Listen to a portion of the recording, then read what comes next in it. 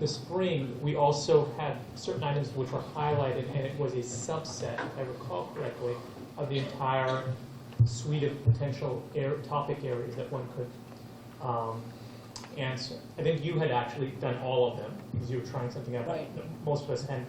So is the intent, wherever we filled out already, keep that as is, Unless you want to change them, because unless you want to change yeah. them, specifically around Yeah, the specifically around meeting, the and then fill any gap areas. But we have to do 100%. We should do them all, exactly. We have to do the 100% of them now.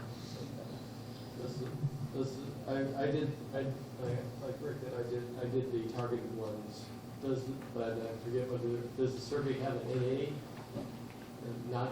I don't remember. It just seems to me very strange to be attempting to evaluate, for example, the education committee when I have very limited interaction, so I don't know how much. It's like asking me the opinion of something I have no knowledge of. Yeah, I can ask them about. I fear the value of throwing darts. Just put very effective. I was just going to say. You just said we're awesome. Especially the chair. It's all the new chairs, right? We already evaluated our new chairs. Violently effective. Why don't we try to get it over by the next meeting? Yeah, so can we try to do that by the next meeting? Because that way then, at the October Governance Committee meeting, we can discuss with Board on Track. If somebody ought to bring the score to the next meeting, so everybody who's not done, we can highlight it and shame them. Otherwise, we won't know. I agree with Greg. Okay, I will send that out. So when I send out the agenda, because I'm trying to do the whole thing in the agenda next time, I'll also highlight them who hasn't completed their studies, their sections. Great, that was it for my Board on Track update, unless anybody else has any questions. Okay. Collective bargaining task force, Allison and Tom. So, a couple of issues have been raised in the last couple of days regarding some wording in the contract. And we're reaching out now, we have, through our council to get a little bit further understanding, some small items, but kind of important items. Council had a conversation with the union rep. We're pretty much, I'm sorry. How about that over there?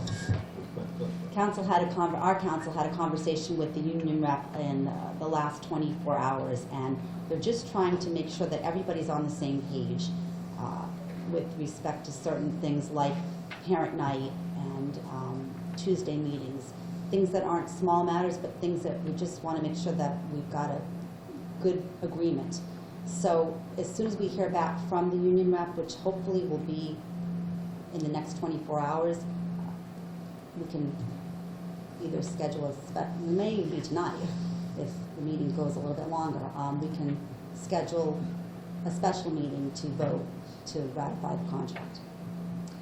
Just some background, the negotiating teams did reach a agreed contract in June 30th, and the teachers did vote to ratify that.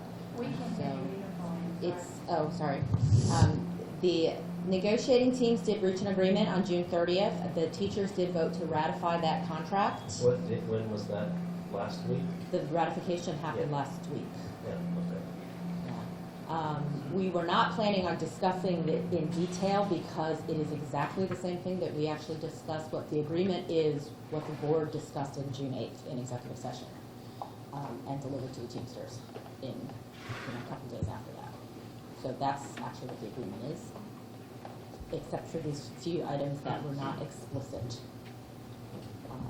And is the concern that if those few items which are work-related duties, need to be contemplated specifically in the contract in order to make sure there's no ambiguity, and that's why we're sort of reaching back to the Teamsters to get some agreement on those.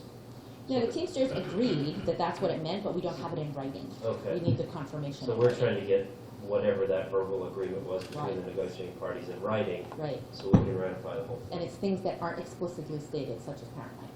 Okay. And just to clarify, Colleen, so once we get that clarified in writing, it doesn't necessarily mean that teachers have to vote again, correct? That's right, because it's a No, no, clarification, yeah. It's just then a matter of us Yeah, voting. so it's a matter of us Why ratifying. wouldn't they vote again? It's not a Because- change to the It's It's contract. not a change to the change. contract, it's just a clarification of an understanding, which we already have, but Okay. Yeah, we we have wanted it. to just firm it up, and then as soon as we get that check mark, then if we need to call a special board meeting to make sure that we get it done, so we can get the contract ratified, then that's what our plan is at this point, because we want to finish it. If we get it in the next hour, Then we we can can vote do at it the then, end of the yeah. meeting. But Check And the it next doesn't, hour. the fact that we're not ratifying tonight doesn't affect anything about the school. No, because all retroactive to the beginning of school. And could we not approve it as it is with giving the negotiating committee? No, we can't, it No, has to be fully. It has to be fully fleshed Yeah, out. yeah, Okay, that's the thing we can't do. Can't be contingencies, can't be anything. okay. Right. I think our goal, as Chris said, clearly our goal as a board is to get this contract approved as soon as physically possible. Oh, absolutely. The Absolutely. board agreed on these concepts in June, the June 8th meeting, so, absolutely. So maybe I'm misunderstanding here. I don't think I am. So we have a contract, we talked about it, it's been ratified, and the only thing that we're waiting on is a clarification of language that's in there, correct? So it's not that the language is going to be changed. No, nothing can Right, change. right. Nothing We're can just change. wanting to make sure that we're on the same page in terms of what this language means. And Absolutely. we've already gotten that agreement orally, and we just need it in writing now, correct? exactly, it's going to Right. be informal, and All right. then we're done. I mean, this concept happens in sort of the legalese, and so for teachers, I think it's not explicitly stated, so it's just to make sure so the legal teams on both sides agree that it's in there. So we will call a special meeting if we need to, as soon as we hear, we'll call it for 48 hours after.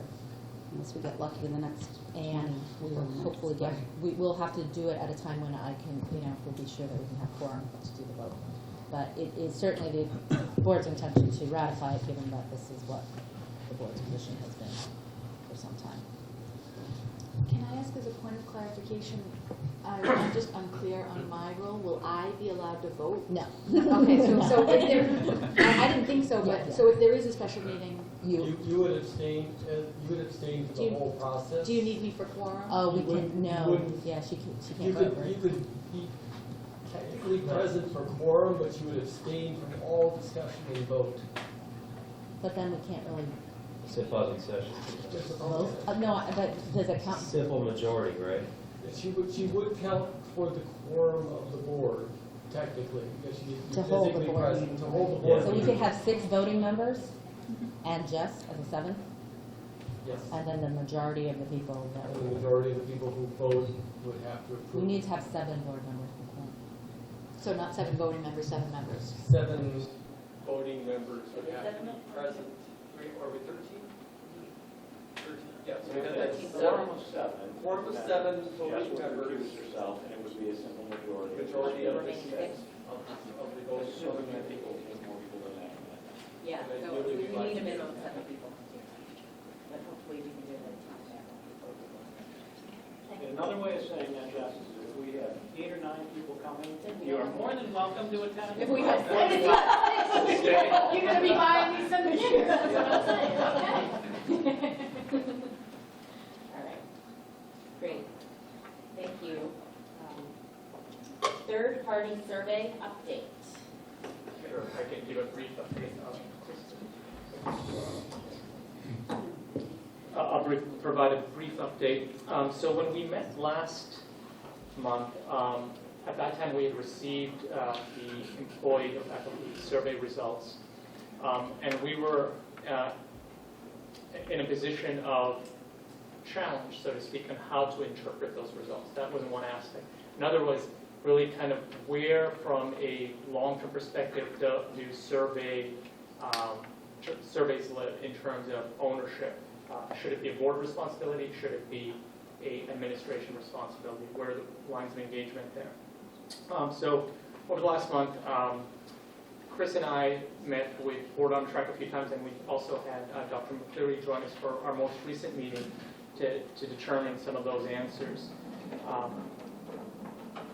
we were hoping Panorama would have some guidance on best practices on survey ownership. Should it be run by the board versus the faculty or the administration, excuse me. And they didn't really have a set of best practices per se. They had a lot of best practices around how to set up milestones, to operate and run a survey, and so forth, but not really what to do afterwards and ownership issues. So we actually developed a straw man proposal on what we should do, and I think it's safe to say, Dr. McCleary, in principle, you're in agreement with that straw man. And maybe I can review that straw man here. I can send a copy to everybody also. But in principle, what it says is that the board should be setting policy around surveys, what that policy is, but ultimately the administration would be executing on the surveys. They would own the survey questions, however. They would review any changes to the existing survey questions, or as they make enhancements, et cetera, they would always review it with the board just to make sure we're on the same page with them in terms of that. Secondly, that in terms of analysis of survey results, so the administration would actually do their own analysis and report out to the board of survey results, both summary and detailed findings. However, the board also, for the purposes of due diligence, would allocate aspects of the survey, because it has 5 or 6 sections, allocate aspects of the survey to various committees to make sure that at the board level we do review the survey in detail. Maybe not one person reviewing everything, but that's delegated out. So that when the administration does review survey results, we can make, we've had a chance to look at them in detail and make sure that the recommendations the administration has on areas of focus or not to focus on, we're in agreement with. So would that be comprehensive? So every piece of the survey, some board committee is going to look at? Every piece would be ultimately looked at by the board. So we don't have gaps, because I think we want to be sensitive, especially to the fact that, a year plus ago when we saw a lot of issues, I think there was concern by stakeholders that there were warning signs in previous surveys, and that we may not have been paying as much attention to them as we should. So, True or not, I don't know. Yeah, I wouldn't make hear sure that. that But to address that concern, we need to have a sufficient level of due diligence within the board to make sure we're actually looking at things. Well, I think the other piece, maybe you're stating that, but there was concern that the administration has sort of hidden some of the results as well. I mean, to go that far. So I think that's the other reason that we should work as a team to make sure we all agree on what it's saying. Absolutely. I think another really important thing is when looking at these survey results that came out, I had a chance, so it's interesting, Chris had a chance to review the top level. I looked at the top level, but I also looked at detailed comments. And when you layer through the lens of detailed comments the results, you get a different picture of the situation. I think, in fact, I'll just jump into this one. I'll speak to that in a moment. So back to the straw man proposal on ownership. So we, as board, would be reviewing, also commenting on the result on the readout by the administration, and ultimately, after we come to agreement, we may have adjustment in goals for the next year based on this. Carry out a postmortem on what do we want to potentially change in the next survey or not change, both between board and administration. Come to a conclusion on that. And have that sort of a running model go on year over year. So that, at a high level, is a straw man proposal on how to manage surveys. Now, in terms of these survey results and analyzing them, obviously, the administration is very busy with start of the year activities at this point. So we will be meeting within some number of weeks to talk to Dr. McCleary as to when we could expect there's enough bandwidth within the administration to actually look, for them to look at the results in detail and do a readout. And then similarly, Chris and I will be meeting, and then I think with some of the board leads with proposals around what areas of ownership they should have, the individual committee should have in terms of analyzing certain survey results. So will you be able to report on that by the next meeting? Yes, Okay, on at least the board piece, right? at least on the board piece, and also, I'm not sure, if that, at that time, we might have a date for a day, essentially, on the administration. So, before I go any further, any questions on that type of process? Are you thinking that, there's sort of a little more details on the process, are you thinking that the retrospective would be done once a year? Or our typical cycle for the surveys was fall survey and spring survey, but are you thinking a retrospective after each survey or a retrospective for the year cycle? Yeah, so I think what may be valuable is after the readout occurs, and as part of that discussion, we may want to talk about survey frequency as a group and in terms of specific surveys. So for example, with the faculty survey, when we had the conversation, Dr. McCleary was present also with Chris and Panorama, the thought was maybe we have an annual survey, which is kind of fully blown out with a lot of detail, a lot of questions. I don't want to trim back the number of questions we have currently, but essentially quite a few questions. And we may want to have a checkpoint survey that's shorter, just to make sure we're on track, but not necessarily have a fully blown out survey. How long was this survey? That was one question. It was long. It was very, very long, yeah. So I think we really want to seriously look at, That once a year, but. that once a year and actually even decreasing. I think especially with a readout, I think there are going to be certain themes that come out. Yeah, yeah. And then we might be able to tease out, you just need to ask our fewer questions. I run the survey at Thermo Fisher, right? And so. Employee survey. Yeah, the employee survey of 50,000. But one of the things that we've learned is that you need time for the action plans to take hold, right? You get a false positive if things are working or a false negative. And so that pulse thing is actually what we've adopted. Oh. So I think this notion of, we'll have discussion, but my experience is a yearly survey with pulse check-ins around key areas, real short pieces that can be qualitative, quantitative, whatever it is. Get some feedback on the traction that you're getting. But I think surveying more than once a year, my experience at any, Get into survey. it feels like a lot. Did you guys collude on that? Yeah, we did. It's right in my notes right there. That's what I'm saying next one.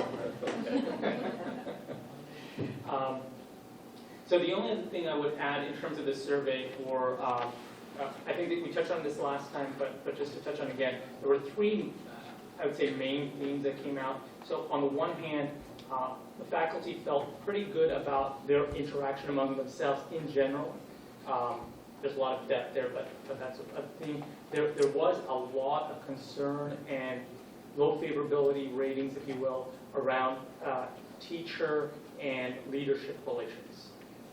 And I think a lot of the areas we saw challenge a year ago with the Diana Hammer report in terms of morale, trust issues, those are still there.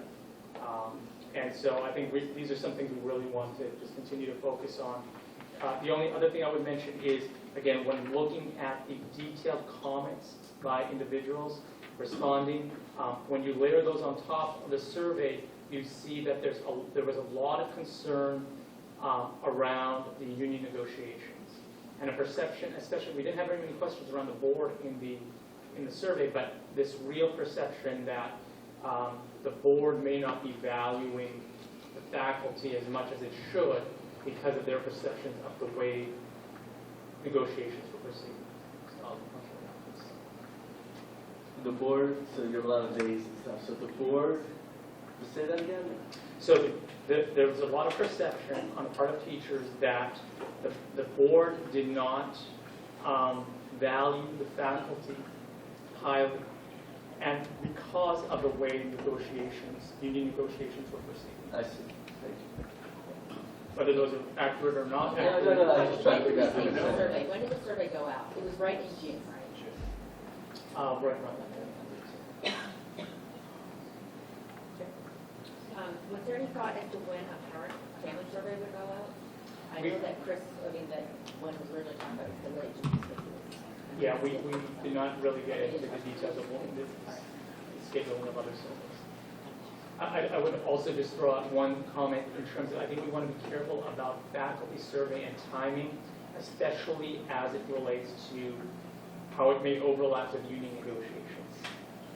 Because I think, again, looking at detailed comments, I think that colors a lot of certain types of perceptions that may be there. I think the goal had been to try to get that survey out in like October and April, sort of those timeframes. I don't know which one we want to have be the main one, and which one we want to get a check-in. And it was delayed this past year because we're moving to this third-party survey tool, so. Working on the actual checking. It sounds like we need to really understand this one. Yeah, I think we still need to understand this one. It's in fact, I would say it's premature for us originally. And maybe our timing will end up shifting now that we have to do this. So today, the main survey is in April? That was the goal. I don't know if we've ever actually hit that. So my concern about that is that your action planning really in the beginning of the year for what happened the year before. And so I think we brought some stability, I think, to AMSA, but I just wonder if that's something we should have a discussion about. Because I think the idea of getting the survey out, getting those results, and working on it in the climate and the year with the administration, all the stuff what needs to be done, for me is something that Well, I think what we ended up, when we put together, this was about a year ago, we put together an ideal calendar of how to do the timing of all of this. We had actually planned for the October timeframe to get the survey so we could collect the data, analyze it, and have it for our January planning meeting. Yeah. Right, that was the cycle. I think, we had carefully slotted it into the board calendar. And this was assuming that two surveys of equal size, or the same survey roughly done early in the year and late in the year. We were trying to fit it in not too early, not too late, before the board training meeting, and before the really meeting. But I think we need to just step back. We've got a new tool here, Yeah. and just clean slate it and say, okay, given this new tool and where we are at, what is our ideal schedule, and Okay. then what is our transition The transition to our ideal schedule? So just sort of back schedule it from there. We're probably going to be maybe be a 2-year runway to get to the ideal schedule. Transition it over. Just and a lot of it along the way. And I'd love to hear from the administration and teachers, and I think that those stakeholders would be interesting too. Yeah, so I was going to ask Mike, so is your concern that by surveying the teachers at the end of the year, or really any group, that you can't really do anything about that data until it's almost too late because you're putting it into place That's for my the next concern. year? So if we do something, we find out halfway through the year, oh, there's a problem, then there's time to fix it. Yeah, so you've got a couple of HR things. My experience is the best way to fix stuff is right in the moment where Right. you have that data. And I think sometimes the longer that you have it go, someone else is back, and people can point and say, well, that person's no longer here, and you can make excuses. Right, yeah. And I think that has it's been a little more sort of accountability, challenging. I think. Yeah, the timing. Yeah. Because both of these culture surveys have happened right in the June timeframe. Yeah, Yeah. I kind of like it. But that's a huge constituency, right? So I want to hear from you guys. I think it's interesting, the comment, Rick, about the timing in relation to union negotiations. I think also to think about the timing in relation to when faculty is getting reviewed, Yeah. when faculty Yeah. knows they're going to be hired or not hired again for next year. Sort of all of those things affect sort of our morale, obviously. And so that's something that we need to kind of put into Yeah. the picture. So Everything's good in October. I love all your students. September is good. Nothing wrong yet. So I think we may be a little more informed as we go through this process.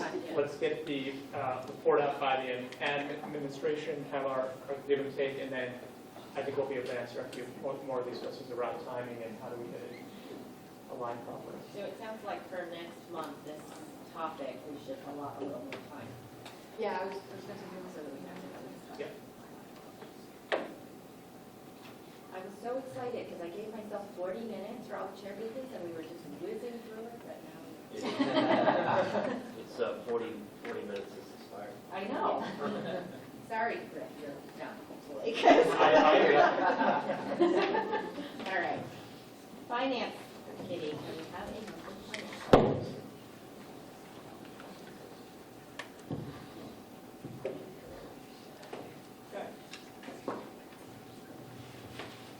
So, just level set for everybody, our fiscal year runs from July 1st to June 30th. We have one month that we're looking at, not a particularly exciting month. July is the month, July is also the year-to-date at this point in time. Not a lot to talk about in this report, but we'll highlight a couple of things. Our tuition, as we've talked about, is now coming in on a monthly basis. So in the past, we wouldn't get paid this summer. We would run large deficits in the summer. We actually were paid. So we received our tuition this summer. Very de minimis grants and miscellaneous type activity. On the student program front, there's an SAT prep course, so minimal amount coming in there. Athletic programs, some leftover fees and things like that coming in there. On the student transportation front, we received $58,000 for the July 1 through June 30th transportation period. So people have the option to pay in full, or they have the option to pay on a payment plan. We've already collected $58,000 of the $122,000 that we think we're going to collect relative to the regional buses. I have a question about tuition. Is that based on our new student population? They wouldn't know that yet. No, and that would be based on So our. it's still based on last year? Yeah. Okay. On the transportation front, I've highlighted the regional bus number here. So we originally had 4 regional buses. We dropped 1 regional bus, and we merged 2 routes into another regional bus. So the revenue that we're expecting to receive from regional buses went down because we're not going to receive any revenue for those 2. There will be a corresponding reduction on the cost down below that you'll see as well that's highlighted now. The last line item under income, the first line item under expense.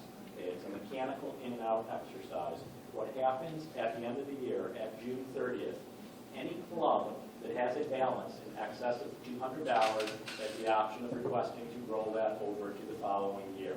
On June 30th, we take it into income. Basically on July 1st, put it back out there and you give it back to the club. You expense it back out to the club at this point in time. That means our clubs basically have $40,000 in their coffers. It's a pretty large number and it's gone up year over year. We've asked the administration to discuss with folks running the clubs, are we pricing the clubs appropriately? So obviously the clubs aren't meant to be a profit center, they're meant to be self-sustaining is what the idea there is. We've asked for that to be looked at. It is possible that a club may have done fundraising over the year because they have a big activity that's coming up in September. So there could be a reason why we roll over a large balance from year to year. Outside of that, we really shouldn't be rolling over large balances, and we should be working to minimize around like this. So Tom, is the 42,000, is that a rollover? Or It's a is rollover, it's completely a rollover. So the Latin Club had $500. At June 30th, we take $500 in income, put it into this pocket, and on July 1, we have to take it out of that pocket and give it back to the Latin Club. Mechanically, you see it on both the income and right down here on the expense side. So there's no impact, and you'll never see this number again, because it happens one time a year. So Tom, it only happens if it's more than $200, so if a club has like $58 left over? There's $58 left over. We sweep that into the school's income at that point in time because it just isn't worth the exercise of trying to take it and reestablish it and do everything like that. So that's the threshold that we can establish just to make it back. Okay. Salaries is a small number in July because it is not the faculty. The faculty is not paid. The way we pay the faculty is not paid in July. Payroll taxes is lower. You're going to see again the minimus numbers for professional development, instructional supplies, student programs, t-shirts that were ordered by club. Actually, they ordered in there. Food services, to keep the website, to keep the program, there is a monthly fee associated with it. So whether we have any lunches or not, there is a bare bones minimum run rate associated with that. Obviously, our lease we pay on a monthly basis. Facilities, utilities on a monthly basis, IT. Our auditor, we start seeing auditor charges come in next month. That's an annual exercise that happens there, and legal was very light in the month. As I talked about on the student transportation line, you're seeing this highlighted here. Obviously, we're not paying for two of the buses, so that's down by $100,000. So, we've also modeled in at this point, it's here, we've modeled in at this point what we expect the impact of the contract, if it was ratified, to be in terms of salary and fringe. So there's additional, some of the things that were brought up earlier, there's additional personal days, there's additional sick days, there's additional bereavement days, there's additional jury duty days, there is a salary increase, and other things that we'll go into in more detail, but that's what modeled into. So that's in the forecast. That's not the forecast at this point in time. That number is not real until it's real. The bus number that we highlighted here is real. We dropped those two regional buses.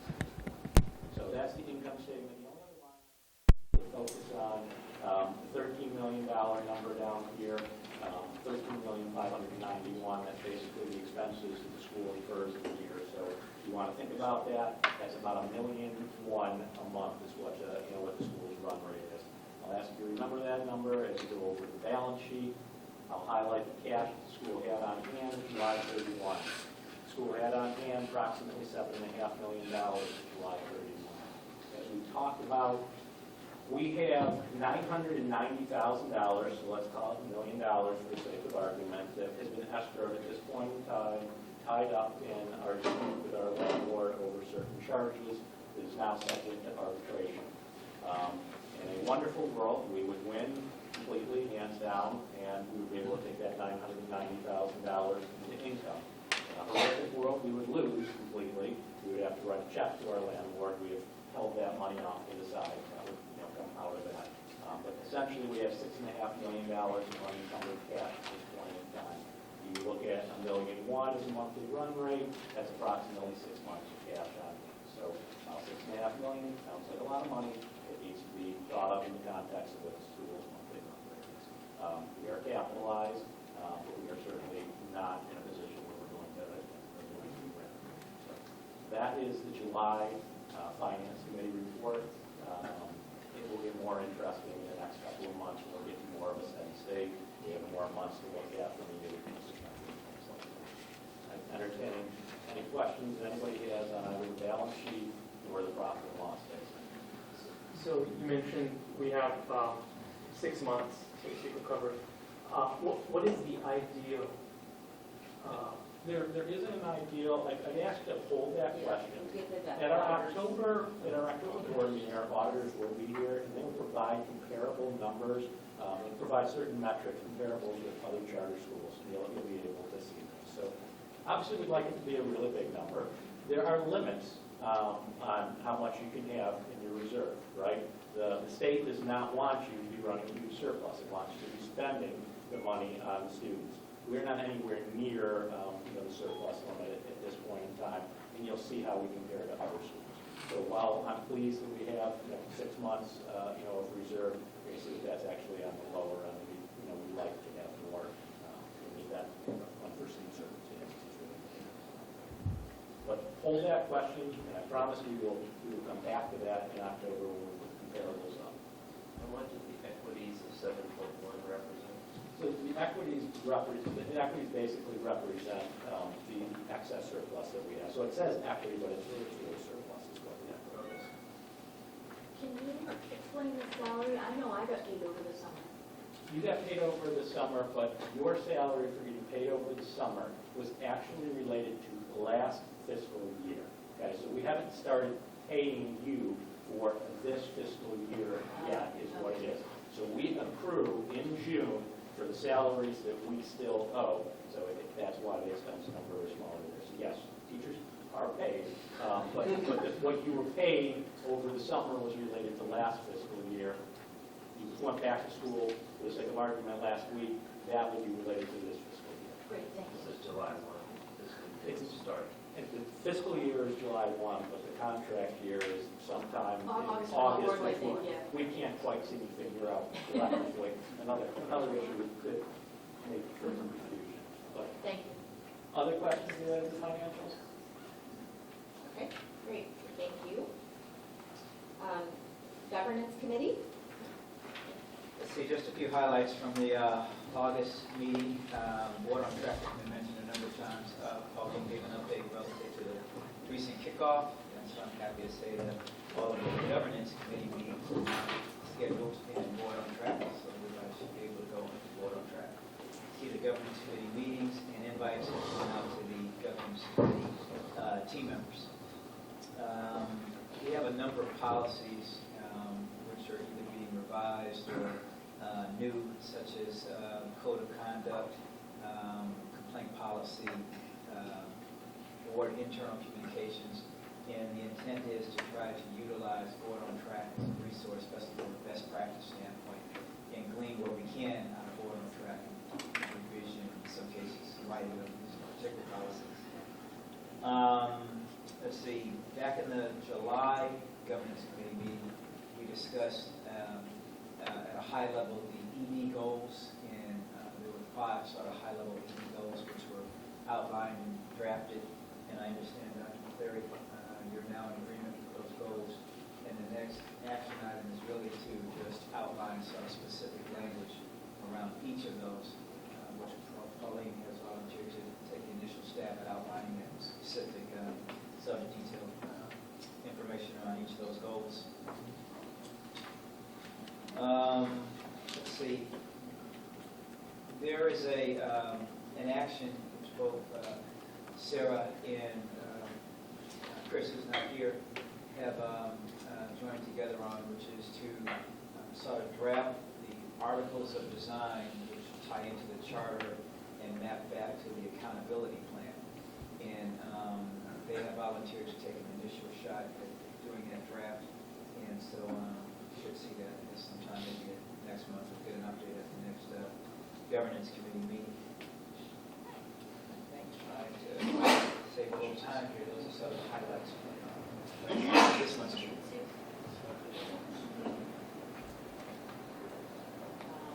Ed committee. So I posted something to Board on Track, but it was late today, and so I made copies for everybody in there, so they're in front of you. That was pretty cool, because when I went up to print it out, I saw it was attached there, so. Imagine that. Yeah. So, so I've taken the opportunity since being appointed chair to sort of think about the education committee. The purpose of the education committee hasn't changed. It's still commissioned by, responsible to the board of trustees. We assume primary responsibility for working with the executive director to define, promote, monitor academic excellence, and ensure faithfulness to the terms of the Amsac charter in regards to academic excellence.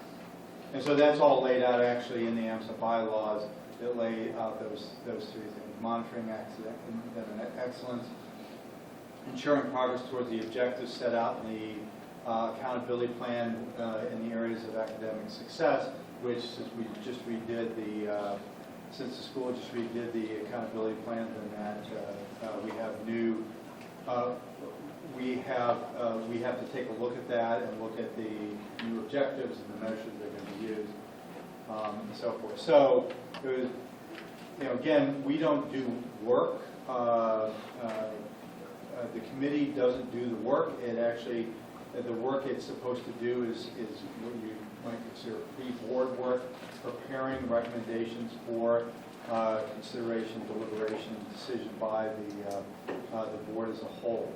And so, as I thought about that, I laid out sort of what I thought that meant, and you see that at the bottom.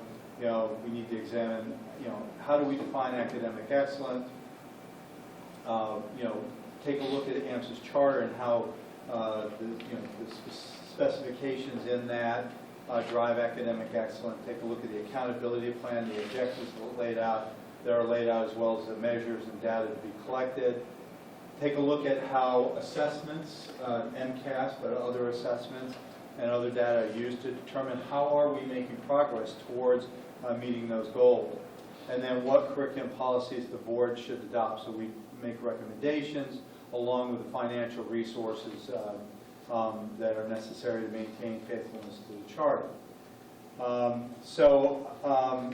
In taking a look at that, I have to say, credit goes to having an opportunity to see Melissa and Jess co-lead the committee last year, having conversations with them.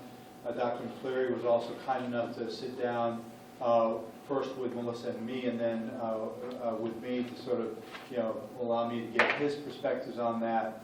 And so, I think if there's one thing that I sort of came to a conclusion was taking a look at who are the stakeholders in academic excellence. So first off, the state, because the state charters us, puts out an accountability plan, so we have, they are a stakeholder in that. Obviously, the board and its responsibilities does.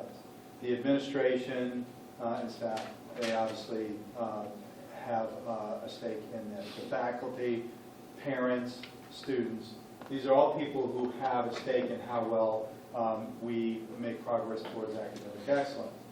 But the responsibility of the Education Committee, being a governance committee, is really in its relationship to the executive director. So, I thought, okay, what is it that we need to do in terms of making recommendations to the board that are really reflective of, creating that connection between the board and the executive director. The executive director then, and the administration, principal, vice principal, and then working with the faculty obviously, strategic and tactical level in the classroom have a great responsibility and a critical importance in academic excellence, but the board is not interfacing directly with the teachers.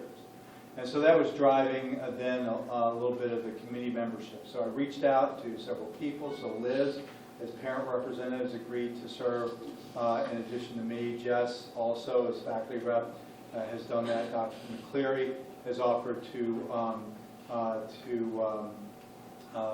serve on the committee as well, especially in the beginning, because he has a great deal of interest in sort of the initial directions and so forth. But he also said in the longer term he'd be working through Dr. Curry, the principal, to do that. So we'll have Dr. Curry on that. And then I reached out to parents, because parents, they're obviously an important stakeholder for us to get input from. And so Jen Hulton has agreed to serve, and then I've reached out to some other parents who are sort of considering it as well. I have some sheets that I'm going to lay out on the table here, and I basically have asked people that if they're interested in serving on the committee or know somebody who's interested in serving on the committee, then that certainly to contact me. I'd also like to get some outside educational perspective, somebody who's outside of the Amsac community to sort of serve as another voice. I've laid out a tentative meeting schedule, and that again is on the sheet of paper in front of you see, with monthly meetings. So we'll be meeting on Thursdays, usually a week or two before this meeting, at 6 o'clock. Although the September meeting, Sarah was kind enough to point out that the September 17th meeting, that's a parent night. And so I'm going to probably adjust that one earlier. I still need to talk to some folks about that. But the others we sort of laid out. And so, we're going to be focused very much on the charter, on the accountability plan, on the policies, the budget, and so forth. A couple of examples, just quickly. Last month's discussion around the accountability plan and the objectives and so forth, that was a bit awkward, and I was sitting and thinking, this is exactly what we should be doing beforehand as an education committee, being prepared to bring to the board recommendations, being prepared to discuss the sort of trade space and so forth.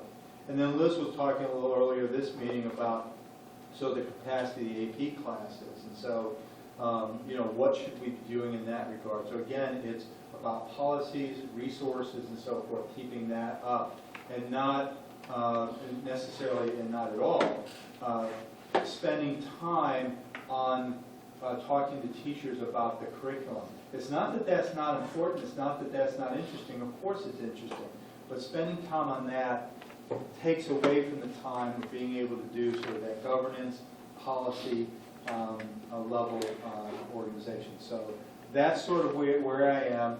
I'm starting to get the committee together. I've got a tentative meeting schedule. Sarah's scheduled these, and confirmed that they are scheduled, and so I'll get those on board on track. And as I said, I have some sheets here for other people who are interested to consider looking at. So that's where we are. First meeting September 17th. Question, so thank you, I know you spent a lot of time on this, you and everybody. So my question is, so I agree, so I understand the focus, charter, accountability, governance. I think there's some confusion out there for some parents who may be contacting us if they have questions or concerns about the curriculum. So where, I'll take any advice on this, but where should we direct those folks? Do we send them to Liz, because as a parent rep? Should that go to you? Should that go to the administration? Like, how do we make sure that they're heard and that goes to the... Right. So the first place that the questions ought to go is, I would think that, and Dr. McClure, I'm sure can correct me if I'm wrong here, first questions ought to be going to the teacher in terms of, what are you teaching in the classroom and so forth. Help me to understand what's going on here. And then there's obviously the principal and vice principal, and then Dr. McCleary. And in terms of what's going on in the classroom itself, that's really an in-school dynamic that is from the executive director down through the principal, vice principal, the teacher. Agreed. What if it's so that's a whole, what if it's at the curriculum level, right? What if there's questions? What's that? So the curriculum again is the schools. Curriculum policy. So who do we direct? So do we direct them to? That's what I'm saying. Like, we go to the parent after we. I agree. I think we want to get this to the administration. Would you prefer that we go to the principal or to you? Where should I send? I guess it depends on the nature of the question, how it relates to curriculum, how specifically. So if it's about the math course, the logical person to contact would be the math teacher, give whatever the algebra teacher. And then from there, if that doesn't resolve or answer the question, then it would be, the next step would be to talk to the math department chair and have a meeting with the teacher and the math department chair. Usually, in my experience, at least 85% of the time, that's as far as you have to go. Because the math department chair and the math teacher are the most on-the-ground sort of experts, if you will, on what they're teaching. And then after that, you involve the vice principal, the principal. Okay. So my last appropriate question. So to the extent anybody may be reaching out to me, the questions are often about omissions in the curriculum, questions about things like that. And so it sounds like the first point of recommendation would be the department chair, or where that curriculum would be held, would be your preference. I think so, or I would even say the teacher first. I mean, if for example, teacher in that department. Yeah, if it's an omission in the curriculum, so for example, if somebody, just for the sake of argument, if somebody thought, well, you didn't cover the quadratic equation properly, or you didn't cover, I don't know, how to factor coefficients. You're a math guy, right? I'm not being as I'm impressed. It's really not about. I mean, I'm just it's not about the curriculum of a particular class. It's about if you look at the science curriculum, are we doing X, Y, and Z? Looking at the math curriculum, how come we're not offering these types of classes? It's that type of stuff. I think it's the chair. It's a broader question, like why are we not offering multivariable calculus? Yeah. So it's the chair. I think the chair would be the logical first person. Yeah, that's helpful. I just didn't get a Liz in there. Okay, that's helpful. And then after that, in conjunction with the principal and the vice Sure. principal. Okay, thank you. Thanks. I'm done. I have a question. Are you looking for specific types of parents? I'm sorry? Are you looking for specific types of parents? Is there a profile you're looking for? Very kind. I was just No, I mean, so I think I wanted to give opportunities for people to sort of take a look at what we're doing and sort of understand that we're going to be digging into the charter, into the accountability plan. And so some parents may think, oh, Ed Committee, this is great, I'd be able to choose the textbooks. We're not going to be choosing textbooks. We're not going to be working on that level, okay? On the other hand, if you're interested in talking about, well,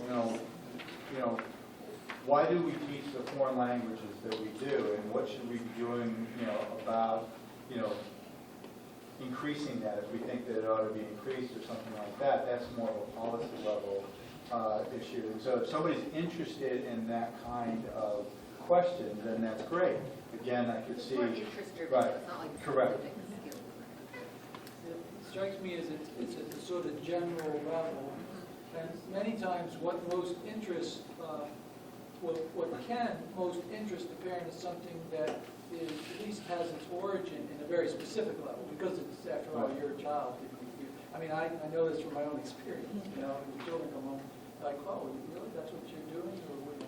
So I think that there's a good distinction between the general sort of broad level and then the specifics, and I think as a teacher myself for many, many years, I always appreciate it when the parent comes to me and says, you know, why aren't you teaching the quadratic equation? And you can answer it. Somebody asked you that? And you said because I didn't Really? What grade was that? They asked me why my poems that they were memorizing were too militaristic, and I said, you didn't get all the, I immediately reeled off 10 poems that were not in any way militaristic. They said, oh, I guess I got a partial. I have to say you get credit for using quadratic equation 3 times in this discussion.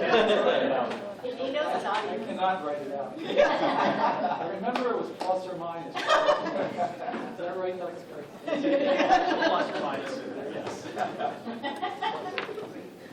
Okay, great. That's sort of the main part of our meeting. Do we have specific agenda topics for the next meeting? It sounds like the third party survey update is going to clear them out. So if you're looking, are you looking for agenda items? Yes. Okay, so whether it's the next meeting or an upcoming meeting, the regional buses, I'd like to have us consider what we should be doing in that regard. Roger and I had a discussion with that, and I realized that there's a finance aspect, and Tom, Tom's been kind enough to sort of clue me in on, some of those aspects as well. But I had a very interesting conversation with Roger in terms of the last time he took a look at the regional buses, and with what happened this past year in terms of the unpredictability. And I'm not suggesting this is something, something that could have been done. I don't know that yet. I just would like us to sort of take a look at that. So I in would terms of suggest what we that, I'm sorry. Put that I'm sorry? on either November or December.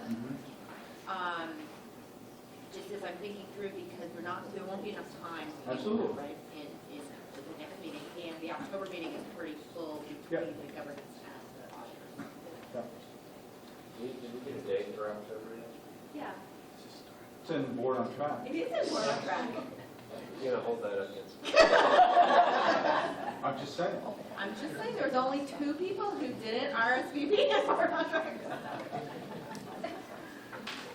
And Chris is on an Alaskan cruise or something, couldn't check in, but he emailed me. So is it the 20th or the 29th? 20 minutes. Okay. Oh, let's go for the public shaming. Oh, I hope it's not me. No, I don't have a bookmark for it, so The October, I can be in trouble with Jay. the October one is the 29th. Yeah, October 29th. Yeah. Okay, any other agenda requests? So you said November then? I to would plan on suggest, yeah, November, Okay. aim for November. or Yep. December. No problem.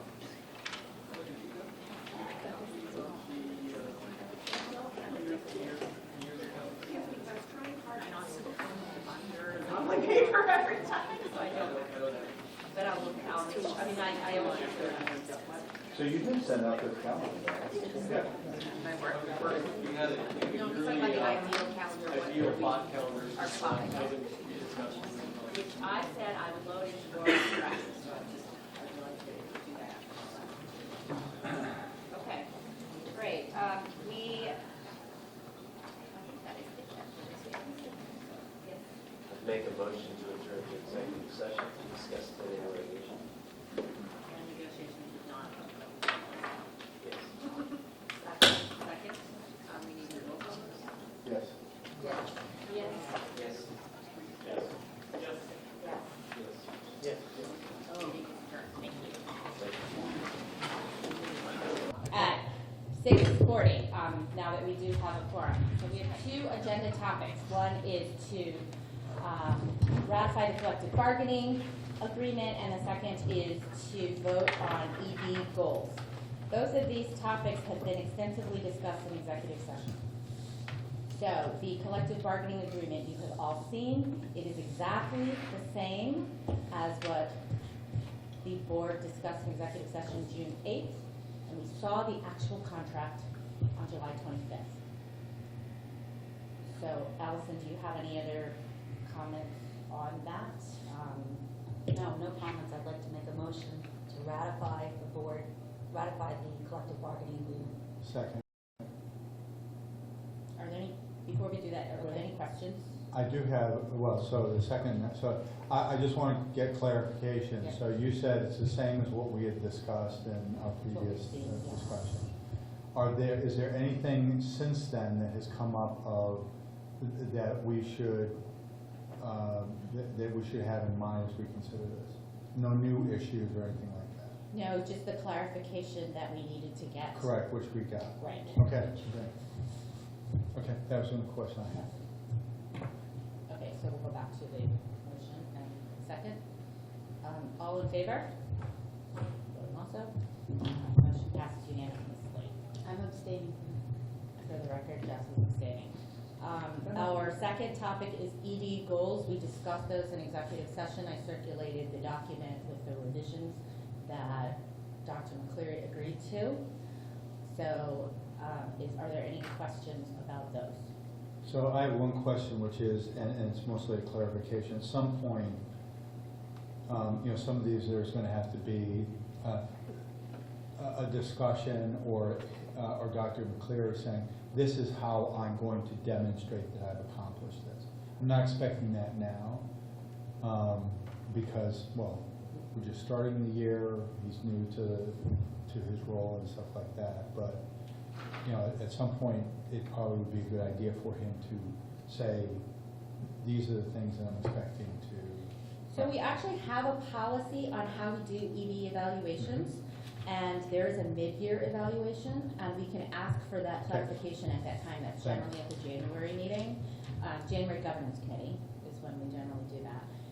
The actual goals, or whether we achieve them, we would vote on after the year is over. So with that, I'll make a motion to accept the ED goals for 2015-2016.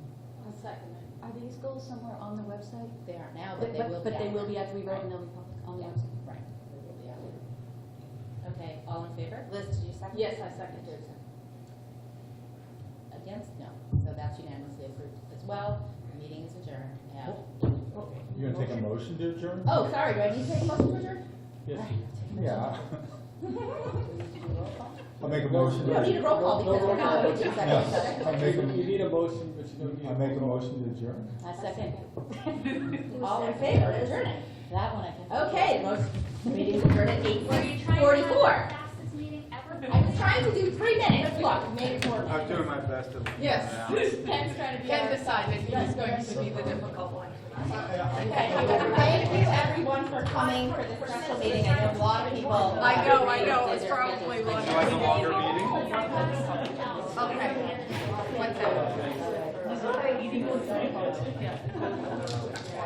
That was fun.